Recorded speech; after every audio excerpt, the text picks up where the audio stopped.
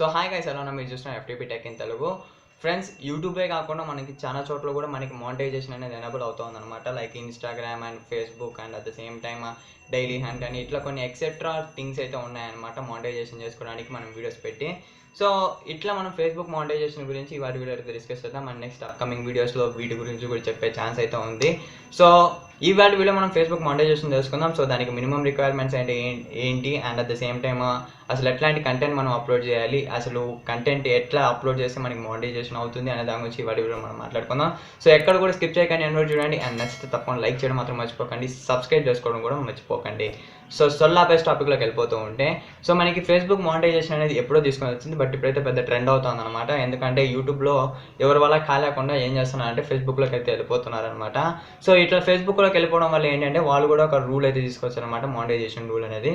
So మనకి minimum requirements చూస్తున్నట్టయితే కనీసం అంటే 10,000 ఫాలోవర్స్ అండి. సో ఇక్కడ మీరు భయపడిపోకండి, 10,000 ఫాలోవర్స్ అంటే. సో మనకి ఎట్లా యూట్యూబ్లో సబ్స్క్రైబర్స్ ఎట్లా ఇంపార్టెంటో అక్కడ మనకి ఫాలోవర్స్ అంత ఇంపార్టెంట్ అనమాట. సో కాబట్టి మనకి కనీసం అంటే 10,000 ఫాలోవర్స్ ఉండాలి. సో ఇది ద బెస్ట్ ఛాన్స్ ఎవరికి అంటే ఒక రోస్టర్స్ ఉంటారు కదా, సో రోస్ట్ చేస్తూ ఉంటారు, మీమ్స్ చేస్తూ ఉంటారు కదా. సో వాళ్ళకైతే నాకు తెలిసి ఇది బెస్ట్ ప్లాట్ఫామ్ అనమాట. సో చాలామంది ఇన్స్టాగ్రామ్లో అప్లోడ్ చేస్తూ ఉంటారు అనమాట, సో రోస్ట్ చేసిన వీడియోస్ని.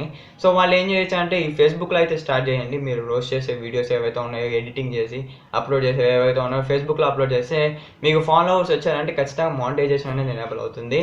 And at the same time ఏంటి అంటే మనము మూవీస్ గురించో లేకపోతే ఇన్ఫర్మేషన్ గురించో లేకపోతే టెక్నాలజీ గురించో ఇట్లా మీరు ఒక పేజ్ క్రియేట్ చేసి సో లైవ్స్ కావచ్చు లేకపోతే మొబైల్స్ రిలీజ్ అయిన ఇంట్రోస్ కావచ్చు అవి పెట్టినా కానీ మనకి మానిటైజేషన్ అనేది ఎనేబుల్ అవుతుంది. And at the same time మనకి ఫాలోవర్స్ ఉంటే చాలు, మీరు వీడియో కంటెంట్స్ పెట్టారంటే ఖచ్చితంగా మానిటైజేషన్ అనేది అయిపోతుంది అనమాట. అండ్ ఇక్కడ చూసినట్టయితే మనకి 10,000 ఫాలోవర్స్ వచ్చిన తర్వాత కొన్ని కంటెంట్స్కి ఫేస్బుక్ అనేది మానిటైజేషన్ అనేది డిసేబుల్ చేస్తుంది అనమాట. సో ఆ కంటెంట్ గురించి మనం మాట్లాడుకుంటున్నట్టయితే ఫస్ట్ ఆఫ్ ఆల్ యూట్యూబ్లో ఏ కమ్యూనిటీస్ ఉన్నాయో సేమ్ కమ్యూనిటీ గైడ్లైన్స్ స్ట్రైక్స్ ఉంటాయి. కాకపోతే ఏంటి అంటే మనకి స్పెషల్ గైడ్లైన్స్ స్ట్రైక్స్ ఉన్నాయన్నమాట. లైక్ ఏంటంటే ఫేస్బుక్లో మనం ఫొటోస్ పెడుతూ ఉంటాం, బట్ యూట్యూబ్లో మనం ఫొటోస్ పెట్టలేమన్నమాట. సో ఫేస్బుక్లో మనము పేజ్ క్రియేట్ చేసుకున్న తర్వాత దాంట్లో ఫొటోస్ అప్లోడ్ చేస్తే వాటికి మానిటైజేషన్ అవుతుందా అంటే ఖచ్చితంగా మానిటైజేషన్ కాదనేది చెప్తుందన్నమాట. సో వై బికాజ్ ఫొటోస్కి ఎట్లా మానిటైజ్ అవుతుంది భయ్యా చెప్పండి, అందుకే మానిటైజేషన్ కాదనమాట. And at the same time slide show videos ఏవైతే ఉన్నాయో అవి కూడా మానిటైజేషన్ కావు, సేమ్ లైక్ యూట్యూబ్. సో మీరు జస్ట్ ఇమేజ్ స్లైడ్ షోస్ పెట్టారంటే ఖచ్చితంగా మానిటైజ్ కాదు. సో అది మీరు ఫేస్ కనిపించాల్సిందే ఖచ్చితంగా. And at the same time gif images, so gif videos is nothing but like gifts చేస్తూ ఉంటారు కదా, సో ఆ జిఐఎఫ్ వీడియోస్ కూడా మనకి మానిటైజేషన్ అనేది కాదనమాట.